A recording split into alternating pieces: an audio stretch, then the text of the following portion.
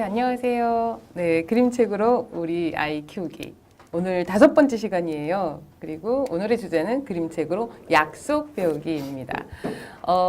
어떻게 지내셨어요? 또 2주 만에 뵙는 건데요. 지난 회기 우리 주제가 나눔과 배려였어요. 그동안 좀 많이 나누시고 배려하셨는지 궁금하네요. 저는 요즘 제가 좀 많이 바쁘다 보니까 제가 나누거나 배려하기보다 저를 배려해 주시는 주변에 저희 소중한 사람들이 많아서 참 감사하다고 생각해요. 제가 막 이렇게 이동할 때 점심도 제대로 못 먹고 그러면 누군가가 김밥을 사서 이렇게 차에서라도 먹으라고 주시고 이러면 정말 감사하고 그런 배려 한번 받으면 정말 착한 마음으로 열심히 살아야지 뭐 이런 생각을 하게 되는 것 같아요. 그래서 여러분도 지난번 회기의 주제가 나눔과 배려였다고 그때만 하시는 건 아니시겠죠? 네, 오늘도 또 행복하게 나눔과 배려하시는 삶이 되기를 바라고요. 오늘의 덕목은 약속입니다. 약속 잘 지키고 사세요? 근데 이제 제가 이렇게 딱 노골적으로 약속 잘 지키세요 하고 물어보면 이런 질문을 들으면 이상하게 우리는 내가 잘못한 거를 먼저 떠올리는 습성이 좀 있는 것 같아요. 약속을 안 지켰던 경험들. 그리고 또 이제 특히 부모님, 엄마라면은 내가 우리 아이한테 오늘 아침에 화 안 내기로 약속했었는데 오늘 또 짜증내고 화내면서 아이를 보냈어. 이러면서 이제 마음 아프실 수 있는데요. 사실은 우리는 생각보다 굉장히 많은 약속을 지키고 산다라는 걸 좀 먼저 말씀드리고 싶어요. 아침에 솔직히 몇 가지 정도의 약속을 지키셨는지 한번 짚어보시겠어요? 네, 몇 가지 정도 약속을 지켰는지 이제 저만 하면 따져봐도 10개는 넘는 것 같아요. 아침에 6시에 일어나서 이제 오늘 방송하니까 한 번 더 점검해야지 하고 마음먹었는데 정말로 6시에 일어났고요. 그리고 점검하기로 봤던 거 그림책이랑 다시 한번 쭉 다 훑어봤고 네. 요 며칠 바빠서 남편 밥 차림을 맨날 아침에 남편이 했었는데 아침에는 오늘 밥은 내가 차려야지 마음먹었는데 네, 많이 준비했어요. 제가 오늘 아침에. 이런 작은 것도 사실은 되게 약속이라는 생각이 들고요. 차선을 지키고 온 거, 신호등을 잘 지킨 거 이 모두가 다 제가 지켜온 약속들이거든요. 제가 지금 말씀드린 거 여러분들도 다 지키시는 부분인 것 같아요. PD님은? 네, 저도 오늘 아침에 회사에 지각하지 않고 와야지라는 약속을 지켜서 기쁩니다. 네. 그래서 되게 거창한 약속이 아니라 아주 사소한 혹은 소소한 일상에서 나는 일단 약속을 잘 지키고 있다라는 생각에서 먼저 시작이 되셨으면 좋겠고요. 네. 이제 우리 아이에 대한 약속도 한번 얘기를 시작을 해볼게요. 네, 시작하기 전에 그래도 오늘 들어오신 분들 많이 계시는데 네, 인사를 먼저 할까요? 네, 김예지님 같은 경우에는 오늘 라이브 방송을 또 처음 들어보신다고. 네, 반갑습니다. 오늘 처음 오셨군요. 처음 들어오신 분들은 또 이렇게 이름도 직접 좀 호명해드리고. 네, 김예진님, 네, 정말 반갑고요. 육아도 공부 필요해요. 네. 왜냐하면 저도 저희 아이들 유아기 시절에 그 당시에 나왔던 육아서 다 읽었었고요. 굉장히 열심히 강의 들으러 다녔던 기억이 나거든요. 다 피가 되고 살이 됐던 것 같습니다. 네. 오늘도 열심히 참여해주신 분들께 저희가 또 책 선물을 좀 드리도록 하겠습니다. 저희가 좀 확보한 책들이 좀 있어서. 그러세요? 네. 선생님 소개해주신 책들을 하나하나씩 선물을 네, 참 지난 회기에 제가 보내드리기로 했던 그 훈육책도 저는 약속을 지켜서 잘 보냈고요. 혹시 받으신 분, 답글 올려주시면 제가 확인할 수 있어서 되게 기쁠 것 같습니다. 네, 알겠습니다. 네, 자 오늘의 주제는 이제 약속이라고 했는데요. 제가 이렇게 먼저 보여드릴게요. 자, 네 보이시나요? 네, 제가 일부러 아래쪽 제목은 좀 가렸습니다. 우리 한번 생각해 보려고요. 약속은 다음에 네모예요. 약속은 뭐다? 라고 말씀하고 싶으세요? 혹은 약속은 어떤 거야? 라고 아이한테 말씀해 주고 싶으세요? 네. 저는 제가 기억하기론 저희 아이를 어릴 때 약속은 소중한 거야 라고 가르쳤었어요. 네. 그래서 김영수님은 약속은 일상이다라고 하셨어요. 그쵸. 약속은 정말 일상이에요. 네. 저기 임성희님 잘 받았어요 하고 하트 뿅뿅뿅 해주셨네요. 감사합니다. 네, 사인해 주신 내용 잘 기억하신다고 또 자세히 말씀해 주셔서 저도 되게 감사하네요. 네, 자 다시 약속 얘기할게요. 저는 약속은 소중한 거야라고 밝혔는데요. 제가 해준 이 말을 사실은 제가 못 지킬 때가 되게 많았어요. 그래서 한번 되게 마음 아픈 기억이 있는데 예전에는 왜 열쇠로 문을 따던 시절이었잖아요. 네. 그쵸, 그 시절이었어요. 제가 되게 옛날 사람 같은가요? 또 약속이라니까 생각나는 게 많이 있네요. 그쵸.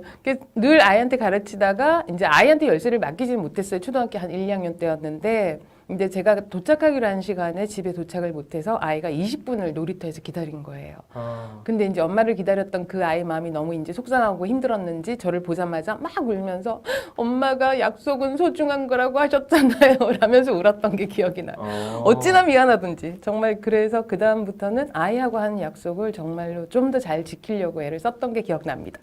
자, 이제 이 책은요. 네, 약속은 대단해라고 하는데요. 저도 이 책 제목에 되게 공감해요. 약속은 정말 대단한 것 같은데요. 네. 어떤 대단한 약속들을 우리가 일상에 사는지 조금만 한번 살펴보겠습니다.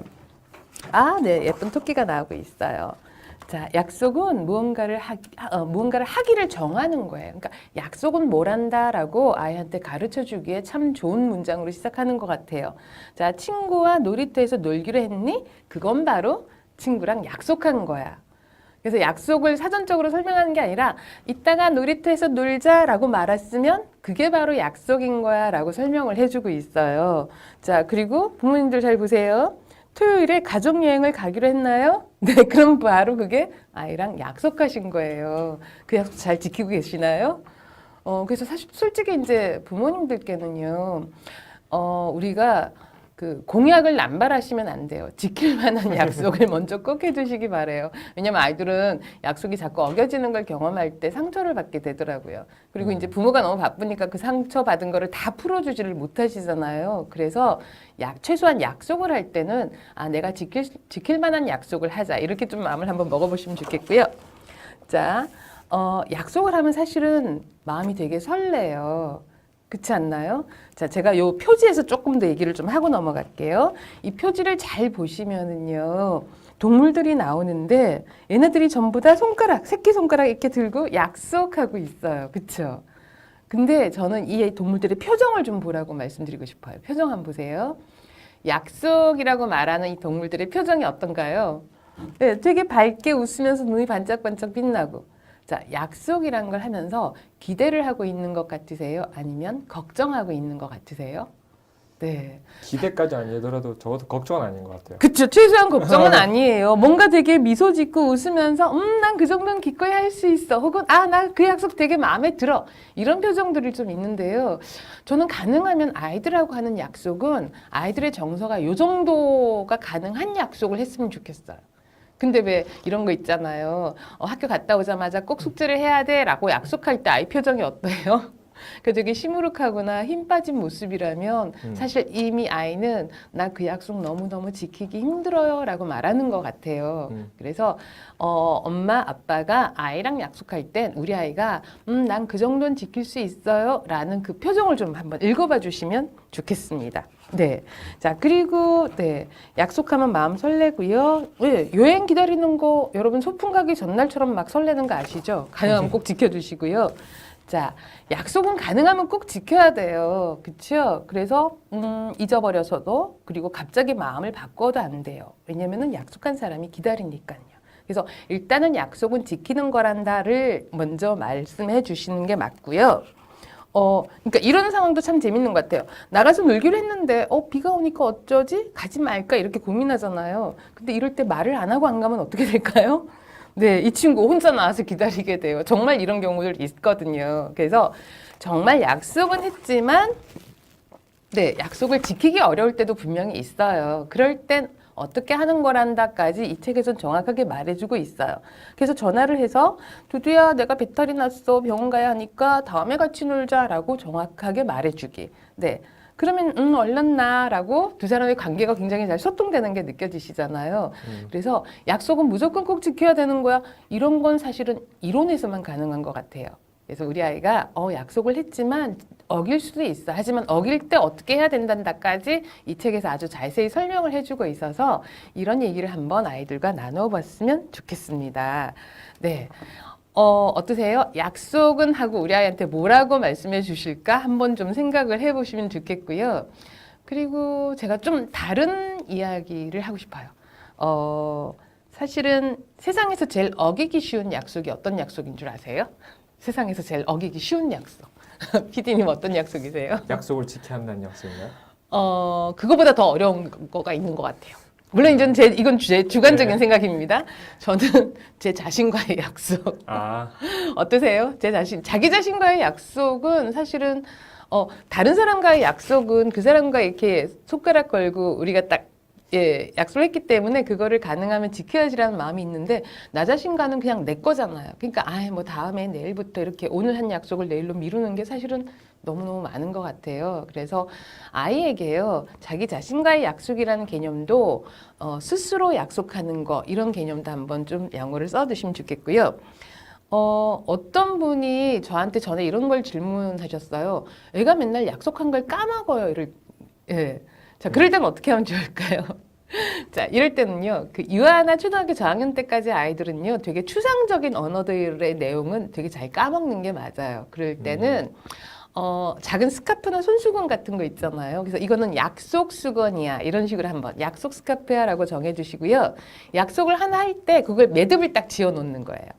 그리고 이거 아까 무슨 약속이었지 하고 이 스카프를 보여주시면 그 매듭이 하나가 되어 있잖아요. 그럼 그 매듭이 바로 무슨 약속이었어 하고 아이가 떠올릴 수 있어요.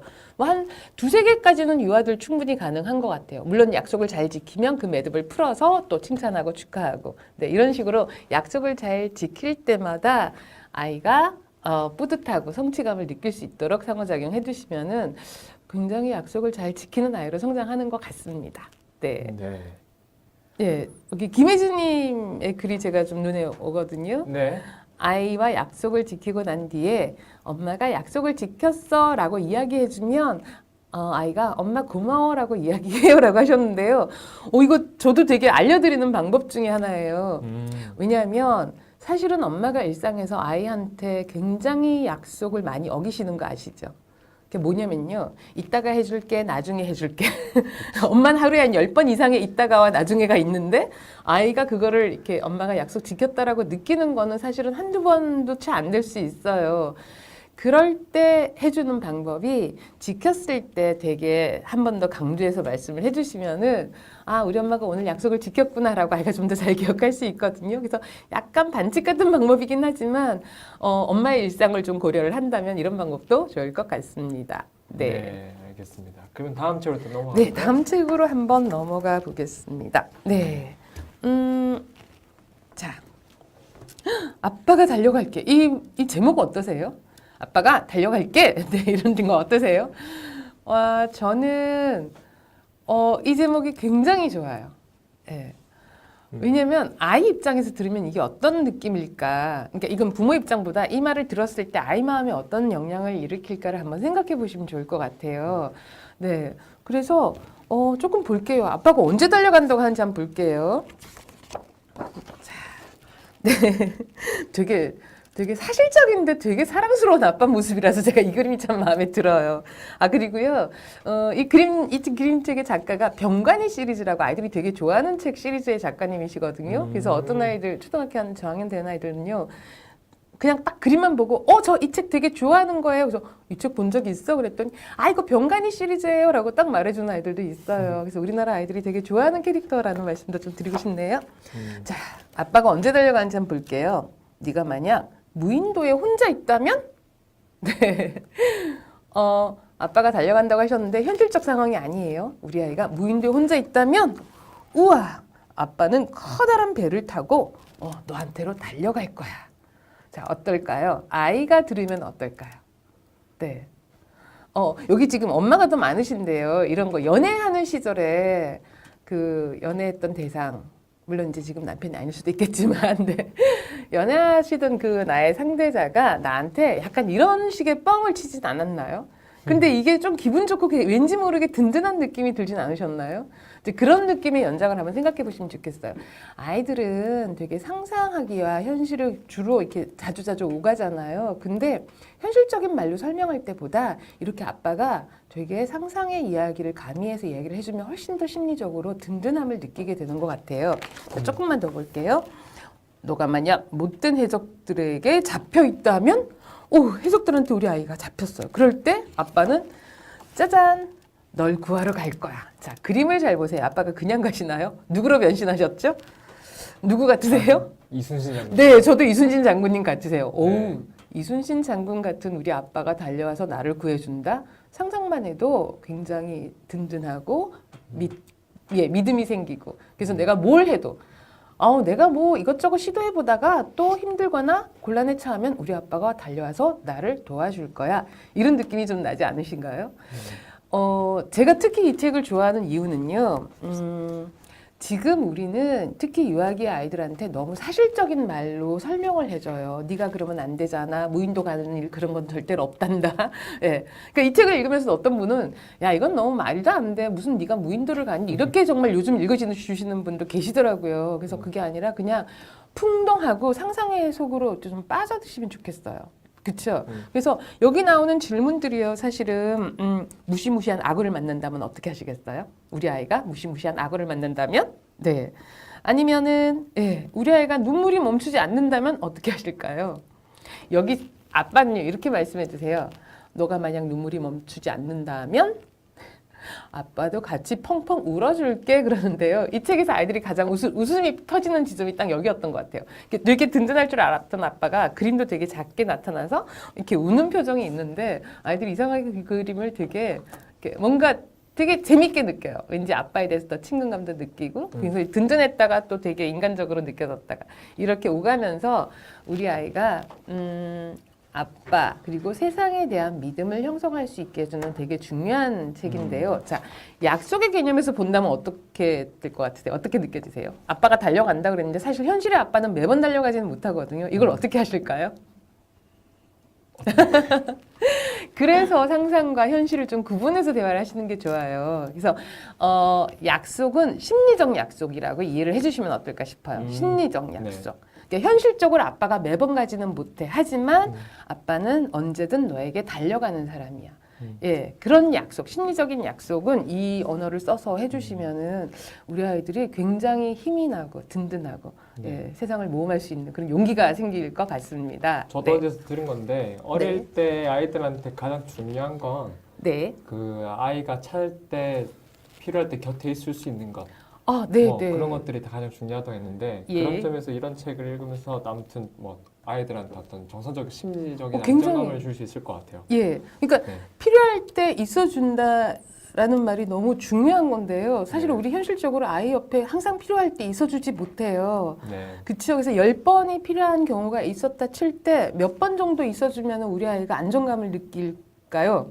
네, 우리 아빠는 맨날 없었어. 엄마는 맨날 내가 필요할 때 없었잖아. 이런 말을 하지 않게 되려면 어느 정도 있으면 좋을까를 많이 고민을 하는데 이건 뭐 통계적으로 딱 나와 있는 건 별로 없는 것 같았어요. 다만 제가 이제 경험에 의해서 아이들을 보면은요, 10번 중에서 한 두세 번, 세네 번 정도만 아이가 필요할 때 있어주거나 혹은 그 타이밍이 지나고 나서라도 그 일에 대해서 풀어주거나 해준다면 항상 내 옆에 있는 느낌을 갖게 되는 거예요. 그래서 너무 물리적 숫자에 개념치 않으셔도 좋을 것 같습니다. 최정은님께서 이런 말씀 주셨습니다. 아빠가 달려갈게. 아빠 그때 표지에 나왔던 우리 남편이 매일 야근해서 아이가 저녁에 많이 기다리는데 늘 아이에게 일 끝나고 달려가겠다고 해요. 우리나 저녁에 있는 삶을 모든 가정에 스며들었으면 좋겠어요. 저녁에 있는 삶이라는 말에서 제가 또 마음이 찌르르 아픕니다. 특히 아빠들이 너무 그러니까 되게 안 된 게 특히 아빠들 아이가 지금 이 자라는 하루하루의 모습이 너무너무 정말 보석 같은 모습들인데 아빠가 많이 못 보시잖아요. 그래서 이제 가능하면 엄마가 아빠에 대해서 아이랑 많이 좀 소통을 해주시고요. 그리고 이렇게 저녁에 많이 기다리고 늘 늦게 오신다고 해도요. 아빠가 지금 쌩하니 달려오고 계실 거야. 뭐 이런 얘기를 계속 해주세요. 아빠가 발에 다리가 안 보일 정도로 달려오고 계셔. 피웅 날라서 오고 계셔. 이런 얘기를 해주시면 아이가 아빠를 기다리는 시간도 행복한 기다림이 될 것 같습니다. 최정은님께 이 책을 선물로 드려도 좋을 것 같아요. 축하드립니다, 최정은님. 아버지랑 같이 한번 읽어보시길 바랍니다. 아빠가 되게 기뻐하실 것 같아요. 좋습니다. 다음으로 좀 넘어가 볼까요, 이제? 그 다음 책으로 넘어가겠습니다. 지각대장 존. 이 책 사실은 그림책 조금 관심 가지신 분들 치고 이 책 모르시는 분 안 계시죠? 게다가 이제 이 그림책 작가 존 버닝햄. 이 할아버지 작가신데 이분이 가끔 한국에 오시는데요. 이분만 오시면 이렇게 그 행사장에 이렇게 몇백 미터 엄마들이 줄 서서 그러니까 우리나라의 굉장히 외국 그림책 작가 중에 엄마들에게 굉장히 인기가 있으신 분들이 몇 분 계신데 이제 우리 존 버닝햄 님도 네, 굉장히 우리가 좋아하는 작가고요. 사실은 이제 이 책은 제가 표지만 갖고 이제 얘기를 해야 되는 좀 상황이거든요. 자, 지각대장존. 그러니까 너무 잘 아시는 책이라 다행히 이거는 아주 간단하게 내용을 제가 조금만 말씀을 한번 드려볼게요. 자, 선생님이시고, 예, 존이에요. 존이, 학교를 가는데요. 맨날 제 시간에 도착하지를 못해요. 그리고서는 선생님 앞에 와가지고 뭐라고 말하냐면요. 하수구에서 악어가 책가방을 물었고요. 그쵸? 그래서 놓아주지 않아가지고 장갑을 벗어서 던졌더니 겨우 책가방을 놓아줘서 예, 장갑은 잃어버리고 겨우 학교에 왔어요. 라고 말을 해요. 자, 그럼 선생님은 뭐라고 하세요? 말도 안 되는 소리 하지 말라고. 그렇죠. 그런 거짓말 하지 말라고 하시죠. 네. 그리고 다음 날은 또 예, 덤불에서 사자가 나타나서 우리 조원의 바지를 예, 뒤에서 물어 뜯었어요. 다행히 엉덩이는 안 물렸나 봐요. 그리고선 겨우 예, 이제 풀려나와서 학교로 가서 뭐요? 바지는 뜯어진 채예요. 그래서 선생님한테 덤불에서 사자가 나타나서 바지를 뜯었다고 말하니까 또 선생님은 그런 거짓말 하지 말라고 하죠. 그래서 악어가 나타났다고 말하는 날에는 네, 다시는 악어가 나타났다는 거짓말 하지 않겠다라는 말을 또 300번을 쓰게 하고요. 네, 사자가 나타났다는 말을 하지 않겠다, 거짓말 하지 않겠다는 말을 또 400번을 외치게 하고요. 네, 그 다음 날은 또 뭐가 나타나냐면요. 네, 파도가 밀려와서 겨우 그 작은 다리에 난간을 붙잡고 살아남았다고. 네, 그래서 물에 완전히 다 이렇게 홀딱 젖은 채로 물을 뚝뚝 흘리면서 선생님 앞에 와서 말씀을 드리지만 선생님은 또 예, 파도 같은 건 없다고. 그래서 또 500번을 쓰라고 말씀을 하세요. 어떠세요? 지금 우리는 약속에 대한 이야기를 하고 있지만요. 사실은 아이한테 이 거짓말하지 말라는 약속을 지키라고 선생님은 요구를 하지만 지금 우리는 여기에서는 좀 더 많은 걸 한번 생각을 해봐야 될 것 같아요. 일단 이 그림책에서는요. 뭘 가장 많이 보여주냐면은 아이 말을 듣지 않는, 아이 말을 믿어주지 않는 어른에 대한 이야기를. 예. 그래서 사실은 이 그림책은 우리나라에 처음에 번역됐을 때 그림책 읽으시는 부모님들, 선생님들 모두 다 이건 어른들을 위한 그림책이다. 아이를 키우는 어른들, 부모와 선생님을 위한 책이다. 아이에 대해서 우리가 너무 모르고 예, 너무 어른들 마음대로 휘두르려고 한다. 뭐 이런 반성의 의미를 예, 줬던 되게 중요한 의미가 있는 책이거든요. 네. 그리고 마지막 장면에는 어떻게든 선생님이 천장에서 고릴라한테 붙들려서 매달려 있잖아요. 그리고 막 구해달라고 하는데 존은 예, 고릴라 같은 건 없다고 그러면서 선생님을 도와주지 않아요. 어떠세요? 막 그 악어를 상상하고 사자를 상상하고 네, 파도가 몰려온 걸 상상했던 아이가 이제 선생님이 고릴라한테 붙잡혀 있어 나 좀 구해줘라고 말했을 때 더 이상 예, 그 대화를 연결할 수 없게 돼버린 아이의 모습이 되게 짠하고 마음 아프게 다가오는 것 같아요. 그래서 우리가 아이한테 잘 모르는 게 뭔가를 한번 생각해 볼 수 있는 네. 실제로 상담에서요, 좀 심리적 상처감이 있거나 약간 트라우마 같은 좀 이렇게 뭐 빅 트라우마 아니더라도 작은 트라우마를 경험한 아이들은요, 사자, 악어 이런 표현 되게 많이 해요. 사자가 쫓아와요. 악어가 나를 물었어요. 그리고 어떤 아이는 이렇게 말해요. 그래 사자가 쫓아왔으면 누가 와서 너를 구해주니 물으면은 코끼리가 나타나도 나를 구해주진 못해요. 왜냐하면 이빨이 없거든요. 이렇게까지 말하는 아이도 있어요. 근데 그 아이의 말을 거짓말이라고 말할 수는 없어요. 왜냐하면 그 아이가 사건을 경험할 때 느꼈던 공포심이 동물로 예, 굉장히 은유적으로 표현이 되거든요. 그래서 사실은 이 존이 거짓말과 상상이라고 말하기보다 존이 경험한 어떤 사건을 굉장히 은유적 혹은 비유적으로 존은 표현을 하고 있다. 자, 그럴 때 우리는 그걸 어떻게 받아들여야 되느냐요? 이 그림책 보실 때 그림을 잘 살펴보셔야 돼요. 왜냐하면 존은 정말로 장갑 한 짝을 잃어버렸고요. 바지가 정말 뜯겨져 있었고요. 옷이 물에 젖어 있었어요. 그러면 정말 조금이라도 아이한테 관심이 있는 어른이라면 아이의 모습을 관찰해보고 정말 장갑을 악어가 물어갔구나. 그래서 어떻게 됐어? 무섭진 않았어? 예. 누구 도와주는 사람은 없었니? 바지가 정말 뜯겼구나. 무섭진 않았니? 아프진 않았어? 엉덩이는 다치지 않았어? 이런 걸 좀 관심 있게 물어봐주면 아이가 말하지 못했던 그 진짜 이야기, 리얼 스토리 있잖아요. 그게 이제 연결돼서 나오기 시작하거든요. 그래서 사실은 우리 지각대장 조는 어른인 우리가, 부모나 교사인 우리가 아이한테 약속을 강요하는 것. 그쵸? 근데 아이 마음을 모른 채 너무 힘든 약속을 강요하는 건 아닌가. 그러니까 선생님은 사실만 말하라고 하잖아요. 그래서 이렇게 좀 너무 아이의 그 성장하는 마음에 맞지 않는 억지스러운 약속은 아이한테 이제 강요하지 않는 그런 것에 대해서도 한번 생각을 해보시면 좋을 것 같습니다. 네. 네, 아까 전에 질문이 한 개 올라온 거 있었는데요. 네, 네. 잠시만요. 어떤 분 질문이었냐면 최유경님 질문입니다. 네, 네. 아이가 약속을 자주 어기게 되면 네. 아이 자존감에 안 좋을 것 같은데요. 약속이라는 단어를 써서 표현해 주는 게 좋은 걸까요? 약속이라는 단어를 풀어서 이렇게 하자, 이렇게 하는 네. 거야 라고 이야기하는 게 더 나을 것 같은데요. 되게 좋은 질문인데요. 우리가 어떤 단어를 알려주는 거는 저는 좀 필요하다고 봐요. 그래서 너랑 나랑 예를 들어서 밥 먹고 나면 꼭 양치질을 하는 거야. 그건 엄마랑 약속하는 거야 라고 했을 때요. 아이는 그냥 그렇게 하는 게 약속이구나 라고 또 받아들이기도 해요. 그리고 이제 약속의 본래 뜻이 맺고 묶는다란 뜻이에요. 이렇게 딱 우리가 이렇게 새끼손가락을 딱 맺어서 묶잖아요. 되게 상징적인 이 손동작이 되었지만 사전적으로 의미가 맺고 묶는다예요. 그래서 이렇게 딱 맺어진 마음의 약속이야. 어떻게 하기로 결정하는 거야. 너랑 나랑 함께 결정하는 거야. 뭐 이런 식으로 설명하실 때 약속이라는 단어를 저는 알려주시는 게 좋다고 봐요. 그래서 우리가 이제 유아들한테 대화를 할 때요, 유아적인 언어를 이렇게 아이가 알아듣기 쉽게 풀어서 설명하시잖아요. 근데 사실은 그거를 정확한 단어나 어휘로 표현하는 거를 가르쳐 주는 역할도 저는 조금은 필요하다고 봐요. 그래서 아이가 성장하면, 그러니까 4살, 5살 때 유아적인 언어를 쓰다가 이제 7살 혹은 초등학생이 되었을 때 그 나이에 맞는 어휘를 쓰는 것도 중요한 일인 것 같거든요. 그래서 지금 아이가 약속이란 말을 잘 못 알아듣는다 해도 5번 듣고 10번 들으면은 엄마 약속해요 라는 말을 아이가 스스로 하게 돼요. 그래서 그거에 대한 부담은 좀 적게 가지셔도 되지 않을까 하는 생각이 듭니다. 네. 네, 방금 이 책 뒤편에 책 취지에 네. 대한 설명이 좀 나와 있는 것 같아서 한번 읽어주실 수 있나요? 네, 뒤편 한번 제가 읽어봐 드릴게요. 네, 자. 조는 날마다 공부하러 학교에 갑니다. 하지만 가는 길에 생각지 않았던 일이 벌어져 자꾸 지각을 하지요. 지각한 이유를 선생님께 말하면 선생님은 존의 말을 믿지 않고 벌을 주곤 합니다.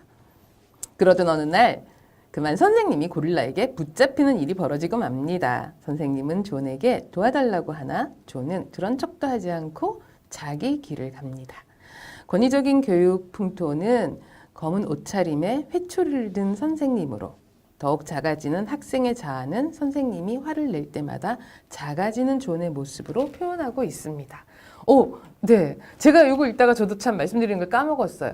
그림을 잘 살펴보시면요. 처음에 존은 되게 크게 나와요. 그리고 존이 악어를 물리칠 때, 사자를 물리칠 때도 존은 커요. 네. 근데 선생님이 그거를 거짓말이라고 얘기를 하고 벌을 주기 시작하자 점점점 작아져요. 그래서 맨 마지막에 선생님을 외면하고 돌아가는 그 아이의 모습은 굉장히 작아져 있거든요. 저는 이게 아이의 마음이 어떻게 줄어들고 위축되어 가는가, 얼마나 아이가 자신감을 잃어버리고 자존감을 잃어버리는, 세상에 대한 의욕과 호기심을 잃어버리는 과정이 아주 적나라하게 드러나는, 그래서 이거는 정말 부모와 교사가 좀 더 우리 아이가 그러네요. 힘들어질 때 먼저 이렇게 반성할 수 있는 좋은 책이라는 생각도 듭니다. 네. 전혀 그 크기가 작아지는 것까지는 저도 몰랐는데 다시 보니까 좀 그러네요. 네. PD님 덕분에 제가 노출 만한 걸 감사합니다. 네. 다행입니다. 와. 네, 김예진님께서 약속을 지키고 보상해 주는 것이 좋은 건가요? 매번 그런 보상을 받으려 약속을 지키게 될까 걱정돼요.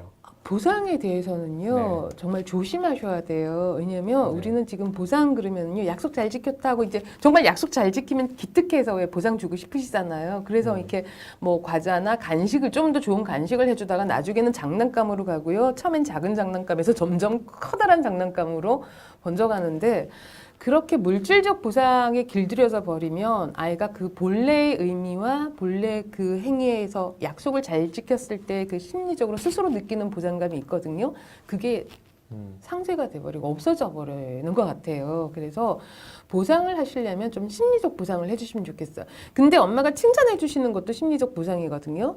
그리고 우리 아이가 이렇게 약속을 잘 지켰어요. 그래가지고 아빠한테 이제 문자 같은 걸 보내고 아빠도 또 막 이렇게 잘했다고 하트 막 보내고 이걸 또 아이한테 다시 예, 보여주시는 이 과정이 충분한 심리적 보상이에요.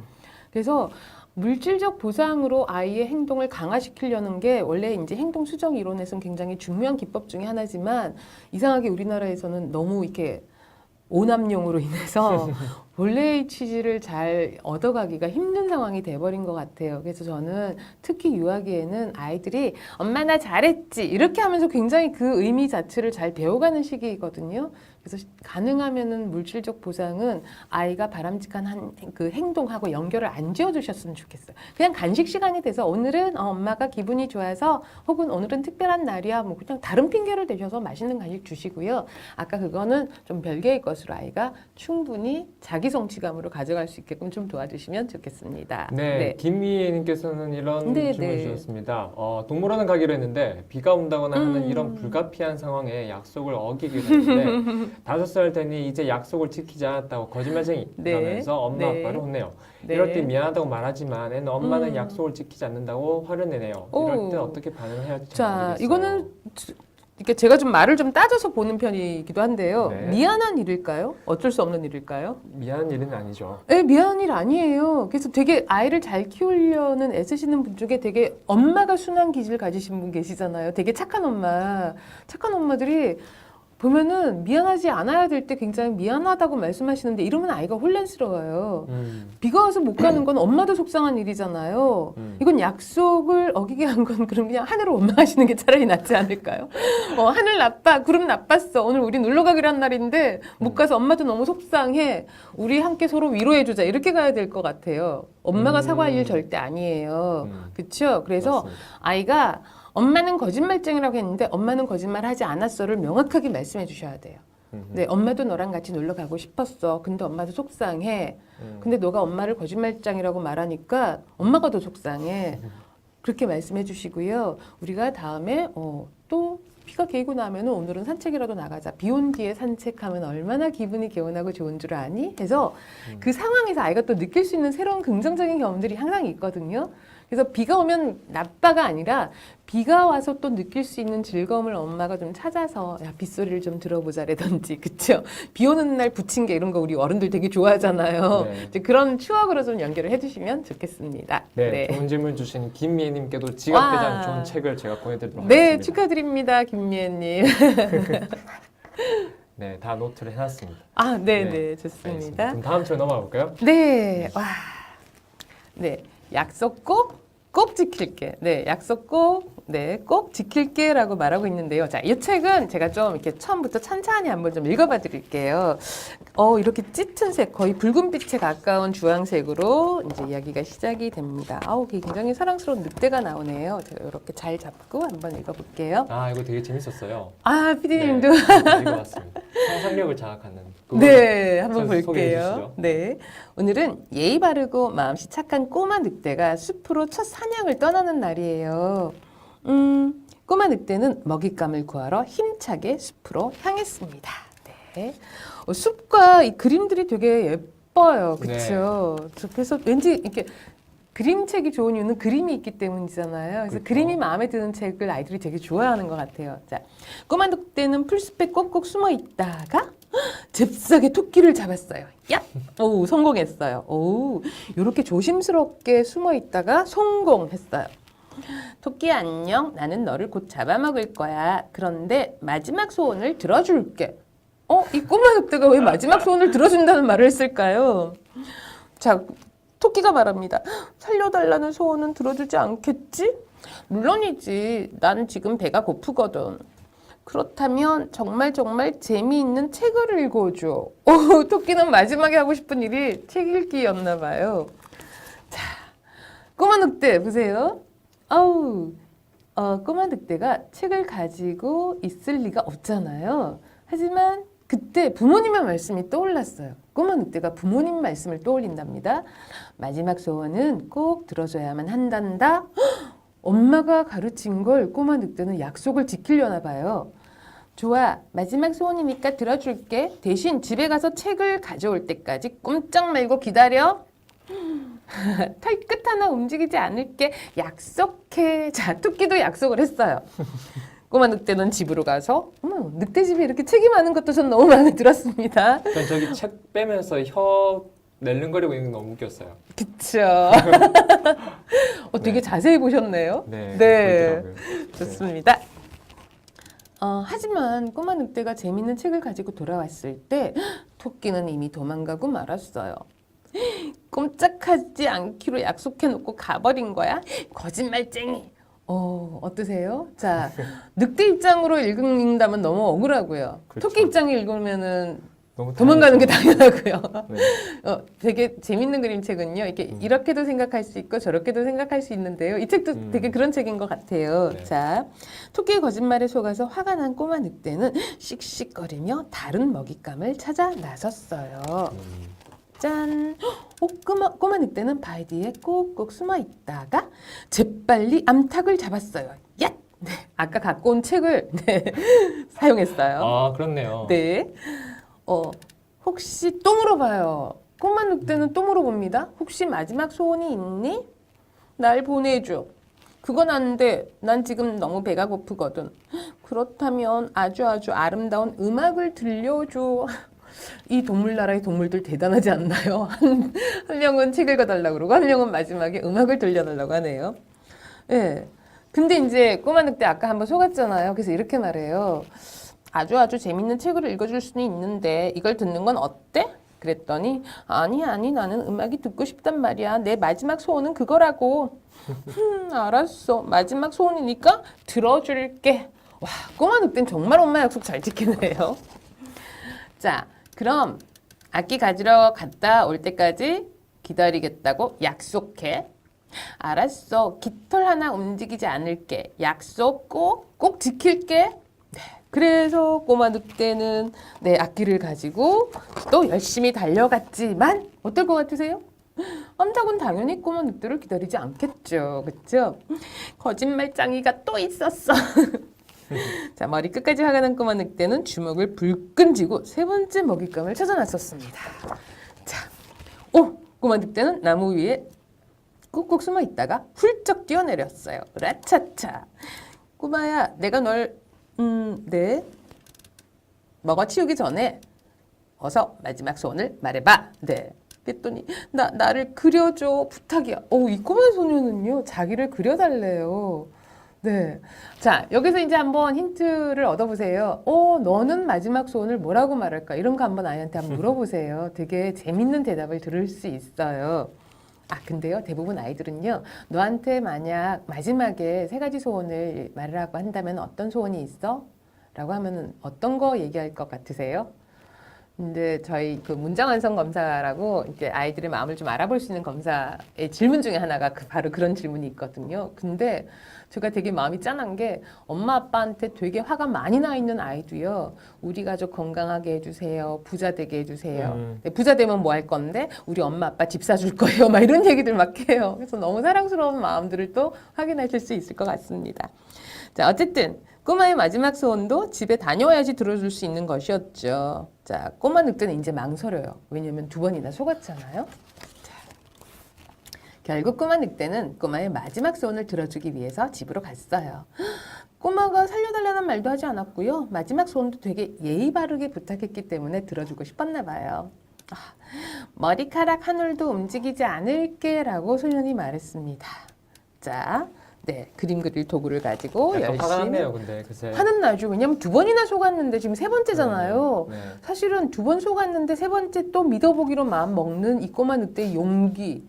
전 이게 용기라고 생각이 돼요. 얼마나 배가 고팠겠어요. 네, 역시 배고픈 거에 초점 맞추시는군요. 네. 자, 근데 뭐예요? 너 그대로 있구나. 물론이지. 우리 엄마 아빠가 약속은 꼭 지켜야 한다고 말씀하셨거든. 자, 이 늑대와 꼬마 소년의 공통점. 부모님과의 약속을 아주 잘 지키고 있습니다. 조금만 참아. 거의 다 그렸어. 정말로 늑대는 정성을 다해서 그려져요. 그랬더니 이제 이 친구가 보고 와 너무 마음에 드는 거예요. 예. 그런데 이제 자 그럼 이제 나 이제 너 잡아먹을까 이러고 있는데 얘가 한마디를 더 해요. 벌써 날 잡아먹으려고 친구들에게 이 멋진 그림을 보여주고 싶은데 미안하지만 조금만 더 기다려주지 않을래? 부탁이야 라고 또 부탁을 해요. 이미 꼬마 늑대의 심성을 여러분 짐작하셨겠죠? 자, 엄마 아빠의 말씀도 약속을 잘 지키고요. 또 그 친구가 말하는 마지막 소원도 지금 3번이나 들어주려고 애썼던 아이니까 이 정도 부탁을 들어줄 그런 마음의 여유가 있는 아이인 것 같아요. 네. 자, 집으로 갑니다. 친구들에게 보여주려고. 네, 근데 전 이 꼬마 소년이 되게 특이한 것 같아요. 좀 있으면 늑대한테 잡아먹힐 텐데 이렇게 미소를 짓고 그림을 들고 친구에게로 가잖아요. 이 친구는 어쩌면 이런 이 탄탄한 마음을 가졌을까? 네, 신기했어요. 자, 친구들아 이 그림 좀 봐. 정말 멋지지? 했는데 짜잔 여기 보세요. 친구들이 누구였나요? 아까 바로 도망갔던 토끼와 암탉이었습니다. 자, 얘들은 친구가 들어오는 걸 보다가 어떻게 놀랬어요. 그림을 그려준 친구도 함께 왔어. 그런데 꼬마 늑대가 나타났죠. 이 토끼와 암탉. 화들짝 놀랬어요. 네. 자, 어떻게 되었을까요? 소년이 말합니다. 약속은 꼭 지키는 친구란다. 하고서는 토끼와 늑대는 토끼와 암탉은 사라졌어요. 자, 어떻게 됐을까요? 지금 피디님 막 웃으셨잖아요. 아이들도 이 장면에서 그렇게 까르르 하고 웃어요. 재미있는 장면인 것 같고요. 되게 이제 양쪽의 입장. 사실은 우리가 토끼나 암탉 입장이라면 당연히 도망가는 게 맞는 거거든요. 그래서 약속에 대해서 다양하게 생각해 볼 수 있는 책이고요. 그런데 이제 또 걱정되시는 분, 특히 엄마들 많이 걱정되실 거예요. 왜냐하면은 이런 약속을 지키라고 말해야 되는 거예요. 토끼와 암탉 입장에서 이런 고민되시잖아요. 자, 그런 지점이 어른들과 아이의 차이점인 것 같아요. 아이들은 별로 그 걱정 안 해요. 토끼랑 암탉 잡아먹혀서 어떻게 해요? 이렇게 사실적으로 걱정하지 않는다는 거예요. 그냥 상상의 이야기 속에서 그냥 약속 어겼던 토끼랑 암탉은 잡아먹혔대요 라고 이제 이야기를 그냥 재밌게 생각을 하는 거고요. 혹시 그럼에도 불구하고 걱정되시는 분을 위해서 제가 해석한 그림의 의미를 조금만 부가적으로 설명을 드릴게요. 네. 보시면은요. 조금 관찰을 좀 잘 하셨거나 그림을 좋아하시는 분들이 이미 좀 알아차리셨을 텐데 잡아먹을 때는 빨간색이에요. 짙은 주황색. 제가 그냥 빨간색으로 얘기할게요. 그리고 따를 때는 그냥 노란 바탕이에요. 그렇죠? 자, 노란 바탕으로 있다가 또 잡아먹을 때는 또 빨간색이에요. 그렇죠? 자, 그리고 또 노란 바탕 보이다가 또 소년을 잡아먹을 땐 또 빨강이에요. 그렇죠? 자, 제가 왜 이걸 말씀드리냐면요. 그래서 쭉 가는데 계속 노랑이에요. 자, 근데 점점점 빨강으로 변하고 있어요. 암시를 주는 거죠. 뭔가 위기 상황이 오고 있다는 걸. 그래서 들어왔는데 발견하는 순간 빨강이에요. 자, 그런데 저는 아이랑 이 책 읽으면서 뒷이야기 상상하기를 한번 꼭 이야기 나눠보기를 바라거든요. 자, 그런데 여기 장면은 무슨 색깔이에요? 노랑이에요. 어떤 게 암시가 되세요? 네, 토끼랑 암탉이 잡아먹혔을까요? 아니면 뭔가 또 다른 반전 이야기가 새롭게 만들어질 수 있을까요? 저는 여기가 노랑이라는 걸 딱 보면서 얘네들이 안 잡아먹혔을 수도 있겠다. 토끼랑 암탉이 엄청나게 사과를 하고 혹시 또 자기네가 비축해둔 식량을 대신 주고 이러면서 또 새로운 친구가 될 수 있지는 않을까? 그래서 그냥 이건 저의 상상이고요. 아이들과 그래서 토끼랑 암탉은 어떻게 되었을까? 혹은 배고픈 늑대는 그러면 배를 과연 채우게 되었을까? 이런 이야기를 한번 즐겁게 이야기 시간을 한번 가져보시면 좋겠습니다. 네, 되게 유쾌한 상상을 해볼 수 있는 재미있는 책이었습니다. 네. 자, 임성희 씨 글 보여요. 소년이 맛있는 음식을 늑대에게 주면 좋겠어요. 네, 반전 매력이 있는 책이라고 은빛나라님도 말씀을 해주셨군요. 네. 다들 이 책을 되게 귀엽게 보신 것 같아요. 네. 되게 귀엽고 재미있는, 또 반전이 기대가 되는 그런 책이고요. 네. 그렇군요. 그러면 제일 마지막 책으로 또 넘어가 보도록 하겠습니다. 자, 이 책도 우리가 약속에 대해서 좀 새로운 개념을 한번 생각해 볼 수 있는 그런 책인 것 같아요. 자, 제가 아까 처음에 오늘 제가 아침에 지킨 약속에 대해서 얘기할 때 신호등도 잘 지켰고요. 뭐 이런 얘기 말씀드렸잖아요. 사실은 우리 일상 속에 굉장히 많은 약속이 숨어 있어요. 그걸 아이한테 가르쳐 주기에 되게 좋은 책이에요. 자, 이미 그림에서 딱 나타나죠. 이 그림들 딱 보시면 대강 봐도 이런 표지들 요거 아시죠? 네, 속도 제한 표시 이런 거 기억나시죠? 자, 요거는 장애인을 위한 표시. 자, 요런 표시들에 대해서 아이들한테 약속의 개념과 연결해서 이야기해 주시면 굉장히 효과적인데, 자, 이런 거 본 적 있으시죠? 네, 신호등. 네. 그래서 신호등이야. 빨간 불일 때는 건너면 안 돼. 그리고 초록불이 켜지면 길을 건너. 신호등은 안전하게 길을 건너가게 해주는 고마운 약속이야 라고 알려주고 있어요. 네. 신호등은 그냥 꼭 지켜야 돼가 아니라 신호등은 세상 사람 모두가 다 함께 약속한. 그래서 보면은요 되게 신기하다고 느낄 수 있는 게 세상 사람 모두가 다 아는 약속들이 있어요. 그래서 빨간 불은 건너면 안 돼, 파란 불은 건너도 되는 거야 라는 거는 세상 전부가 아는 약속이에요. 되게 어떻게 보면 되게 신기해요. 세상 모두가 똑같이 지키는 약속이 있단다. 이런 걸 좀 알려주면 참 좋겠고요.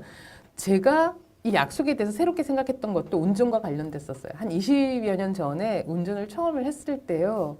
되게 무섭잖아요. 근데 그날 깨달은 게 사람들이 노란 중앙선을 안 넘어오는 거예요. 저는 이렇게 맨 왼쪽 차선을 가면은 막 무서워요. 저 차들이 다 나한테 올 것 같았는데 그 어떤 차도 노란선을 넘어오지 않는 거예요. 그때서야 교통신호를 어기는 사람이 더 많은 게 아니라 어기는 사람이 굉장히 소수이고 굉장히 많은 사람은 이 소중한 약속들을 다 지키고 사는구나. 그래서 되게 너무 당연하지만 저는 그날 되게 신기한 느낌을 가졌거든요. 내가 너무 불안이 높아서 못 믿는 건 아닐까? 굉장히 많은 사람들이 좋은 약속을 지키고 산다는 걸 생각하면서 좀 더 안심하고 믿어보자. 뭐 이런 마음을 제가 가졌던 적이 있습니다.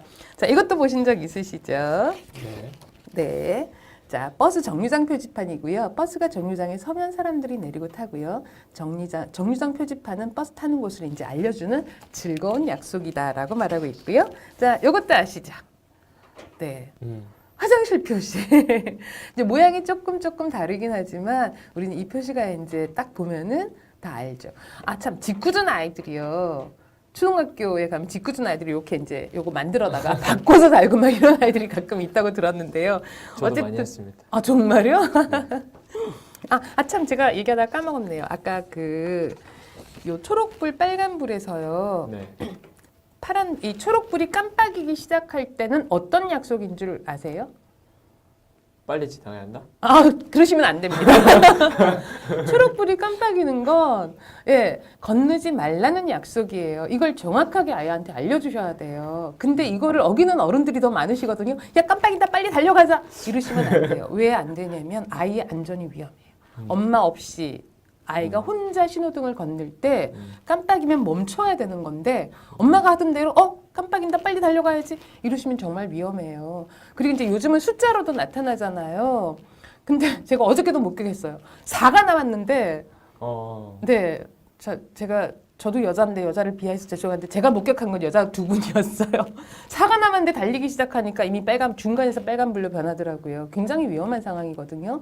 이런 걸 우리 아이들이 보게 되면은 위험해요. 그래서 숫자로 나타날 때 한번 아이랑 건너보세요. 숫자 얼마가 남았을 때 우리 아이가 안전하게 건널 수 있는 숫자인지 확인하시고 10이면 10, 그러니까 물론 10이면 충분하다가 아니라 그러니까 10 정도가 되면은 한 13, 15 이렇게 여유 있는 숫자를 가리켜서 그 숫자가 되면은 멈춰서 다음 신호등을 기다려. 이렇게 엄마랑 좀 약속해 주시는 좀 이렇게 좀 더 섬세한 약속을 말씀해 주시기 바라고요. 사실은 이런 기호들을 픽토그램이라고 해요. 네. 이제 픽처, 이렇게 사진을 뜻하는 픽토라는 단어하고 텔레그램, 전보라는 단어가 합쳐져서 픽토그램이라고 하는데요. 픽토그램은 우리가 누구나 봐도 딱 알 수 있는 약속이잖아요. 그래서 우리 생활 주변에 픽토그램이 굉장히 많이 있어요. 그 그림을 보고 우리가 약속을 지킨다라는 걸 아이한테 조금 알려주시면 참 좋겠어요. 그리고 이제 제가 좀 픽토그램에 대해서 관심이 있어 찾아봤더니 재밌는 픽토그램들이 있어요. 외국의 어떤 나라에는 이렇게 네모난 표지 안에 안경이 2개가 그려져 있어요. 그건 무슨 뜻일까요? 한번 알아맞혀 보실래요? 안경이 2개. 다시 어느 표지 아니에요? 네, 그냥 이 네모난 이렇게 동그란 표지판 안에 안경이 딱 2개가 그려졌어요. 그건 무슨 표지판일까요? 자, 그건 에스파냐라는 나라에서 있는 표지판인데요. 안경을 쓴 운전자는 안경을 2개 갖고 있어야 된다라는 표지판이라고 합니다. 왜냐하면 시력이 나쁘신 분이 운전을 하다가 안경을 잃어버리거나 실수가 생길 수 있잖아요. 그럴 경우 정말로 교통이 위험하니까 안경을 예비로 갖고 다니라는 뜻에서 그런 표지판도 있고요. 또 제가 찾아보니 어떤 나라에는 이렇게 술 취한 사람이 이렇게 엎드려서 기어가고 유리병이 깨진 듯한 그림의 그런 픽토그램도 있었어요. 그건 뭐냐면은 그 나라에 술을 굉장히 사람들이 많이 먹어서 술 취해서 사고가 굉장히 많이 난대요. 그래서 그 사람을 조심하라고 운전자에게 보여주는 픽토그램이 있다고도 하고요. 뭐 호주에 가면은 캥거루 표지판이 있습니다. 캥거루가 불시에 나타날 수 있으니 조심하라. 그러니까 이런 거 사회라는 곳은 이제 우리가 굉장히 불안한 사회가 되었다라고 하지만 픽토그램들을 좀 설명을 해주면서 사람들이 이걸 다 지키고 있단다를 아이한테 얘기를 해주면서 우리 아이에게는 이렇게 불안을 대비해서 안전을 강조하는 것도 좋지만 이미 굉장히 많은 안전 조치가 되어 있단다를 알려주시는 것도 굉장히 중요해요. 왜냐하면 너 그러면 큰일 나, 너 그러면 다쳐, 너 그러면 위험해라는 말만 하니까 아이들이 심리적으로 불안해지는 아이들이 굉장히 많거든요. 네. 그래서 실제로 9월 9일 날 뭐 이렇게 되게 북한 어쩌고 그런 거 있을 때 제가 왜 말씀드리냐면요. 전쟁이 날까봐 불안한 아이들이 너무 많았고요. 그 불안 때문에 출근한 엄마한테 전화로 막 울고불고 난리를 친 아이도 있었고요. 실제로 어떤 고등학생은 엄마랑 피난 가기도 했어요. 지방으로. 서울에서 이제 그런 일이 생길까봐. 그래서 그런 불안을 자극하기보다 세상은 많은 약속에 의해서 안전하게 기반을 가지고 움직이는데 가끔 이렇게 사고가 나니까 우리는 그걸 예비하고 조심해야 된단다. 이렇게 해서 좀 구분해서 말씀을 해주시면 좋겠습니다. 네. 방금 보여주신 책이랑 앞에 약속은 대단해 이 책이랑 조금 어떤 좀 일맥상통하는 것들이 좀 있는 것 같아요. 예, 맞습니다. 뒷부분에도 또 뒷부분에 그런 얘기 내용도 나오기도 해가지고요. 네, 오늘도 재미있는 책들을 저도 많이 봤습니다. 오늘 나온 책들 한 번만 더 소개를 해주시겠어요? 그럴까요? 다시 처음부터 한번 보겠습니다. 자, 약속은 대단해이고요. 우리 아이가 약속을 스스로 잘 지켜서 난 약속을 되게 잘 지키는 사람이야 라는 자아감, 아주 건강한 자아감을 갖게 되기를 바라고 우리 엄마 아빠도 약속을 못 지킬 때도 있지만 그래도 되게 잘 지키시는 분이야 라는 개념을 형성할 수 있도록 서로 약속을 잘 지켜가는 그런 부모와 자녀 관계가 되시기 바랍니다. 자, 아빠가 달려갈게. 아이의 상상을 자극하면서 아빠는 세상에서 굉장히 우리 아이를 지켜주는 든든한 아빠이고 너가 힘든 일이 있으면 언제든 아빠는 달려가서 너를 지켜준다. 이런 걸 들려줄 수 있는 그러니까 심리적인 약속이라는 거. 그리고 사실은 제가 언젠가 말씀드렸나요? 상상력을 이용해서 아이의 심리적인 든든함을 주는 거는 사실은 현실적인 이야기를 나누는 것보다 훨씬 더 아이들한테는 도움이 되는 일인 것 같아요. 그래서 이 책 이렇게 읽어주시면서 뭐 엄마 이야기도 넣고요. 뭐 이렇게 달려간다가 아니라 너는 어떡하려고 아이한테 물어보세요. 엄마가 힘들면 넌 어떡할 거야? 그럼 애들 뭐 슈퍼맨이 되어서 뭐 도와줄 거다 이러면은요. 그냥 즐겁게 그 이야기를 나누면서 즐겨보시기 바랍니다. 그러면서 굉장히 마음이 탄탄해질 수 있을 것 같습니다. 자, 우리의 지각대장 존. 아이들도 이 책 보면서 되게 통쾌해해요. 마지막 장면에서 선생님한테 싹 외면해버리잖아요. 평소 당하는 게 많은 우리 아이들은 이걸 보면서 그런 느낌을 주기도 하는데요. 우리가 먼저 부모나 교사인 우리가 먼저 아이들을 잘 살펴보고 아이들을 잘 대하는 그렇죠. 그래서 부당한 약속을 강요하는 그런 건 좀 하지 않았으면 좋겠습니다. 굉장히 교훈을 주는 책인 것 같아요. 어른들에게. 요거 먼저 볼까요? 우리의 꼬마 늑대, 너무 사랑스러운 꼬마 늑대고요. 이 꼬마 늑대가 하는 우리 엄마가 마지막 소원은 꼭 들어주라고 했어. 제가 요 비슷한 톤의 말을 꼭 잘 들어요, 아이들한테. 우리 아빠가 이럴 때는 이렇게 하라고 했어요. 우리 엄마가 이럴 때는 이렇게 하라고 했어요. 이 말을 꺼내어 쓰는 아이들이 있어요. 그럴 때 제가 굉장히 지지해 주거든요. 왜냐면 와, 너는 엄마 약속을 정말 잘 지키는구나. 아빠 약속을 정말 잘 지키는구나. 어떤 애가 보드게임 하다가 질 것 같아서 씩씩대요. 근데 판을 엎지는 않아요. 그래서 제가 물어봤거든요. 넌 질 것 같은데도 되게 잘 지키려고 애를 쓰고 규칙도 지키려고 애를 쓰는구나. 어떻게 이렇게 할 수가 있었니라고 물어봤더니 우리 아빠가 아무리 화가 나도요. 소리 지르지 말라고 했어요. 뭐 이런 말을 해요. 그런 게 아빠하고 약속을 지키는 아이 마음인 것 같아요. 아이랑 그런 얘기도 한번 나눠보시면 좋겠고요. 자. 제가 픽토그램이라는 걸 통해서 말씀드렸는데요. 세상은 굉장히 많은 약속으로 이루어져 있고 굉장히 많은 사람들이 약속을 잘 지키면서 살아간단다라는 걸 먼저 알려주시고, 근데 약속 어기는 사람도 가끔 있으니까 우리는 그거를 대비해서 이렇게 조심하자. 이런 말씀을 좀 나눠주시면 우리 아이가 약속에 대해서 굉장히 새롭게 생각하고, 참 요거 하실 때요, 우리 집만의 픽토그램 만들기 한번 해보시기 바래요. 아이가 이렇게 동그라미를 줘서 여기다가 너가 만들고 싶은 우리 집의 약속은 뭐야 그랬더니 제가 기억나는 한 그림, 엄마 입을 엄청 크게 그렸어요. 그리고 X를 딱 쳐요. 무슨 픽토그램이었을까요? 엄마 소리치지 마세요라는 픽토그램을 아이가 그렸었거든요. 한번 그렇게 해서 아이 마음도 한번 살펴보시면 좋겠습니다. 네, 알겠습니다. 다음 방송은 또 2주 뒤에, 네, 그러니까 2주 뒤에 더하면은 22일 날 예정되어 있습니다. 네, 그때 어떤 얘기를 하게 되겠죠? 다음 방송 주제는 협력이에요. 협동하고 협력하는 거. 요즘 부모님들 굉장히 많이 걱정하시는 거가 우리 아이들의 사회성이잖아요. 그리고 이제 물론 다른 것도 다 사회성의 한 영역이기도 하지만 특히 친구를 도와서 협동해서 뭔가 한다라는 개념이 요즘 아이들 되게 많이 부족해졌어요. 그러니까 내가 더 잘해야 돼라는 개념, 혹은 못하는 아이를 그래서 배타시하고 자꾸 이렇게 따로 떼어버리려는, 너 저리 가 이런 말 굉장히 많이 하거든요. 근데 내가 좀 더 잘할 때는 나보다 좀 못한 아이와 함께 협동하는 방법, 그리고 내가 좀 부족할 때 나보다 더 잘하는 아이와 함께 협동하는 방법, 이런 거에 대해서 우리 아이들하고 어떤 얘기를 나누면 좋을지 다음 시간에 재미있는 그림책과 함께 이야기 나누도록 하겠습니다. 알겠습니다. 오늘 정말 재밌게 잘 들었습니다. 네. 그럼 다음 시간에 뵙도록 하겠습니다. 네. 단풍이 너무 아름답더라고요. 아이하고 단풍. 이렇게 나뭇잎, 이렇게 막 단풍 나뭇잎 던지면 너무 즐겁거든요. 그런 노래 하시면서 행복한 가을 되시기 바랍니다. 고맙습니다.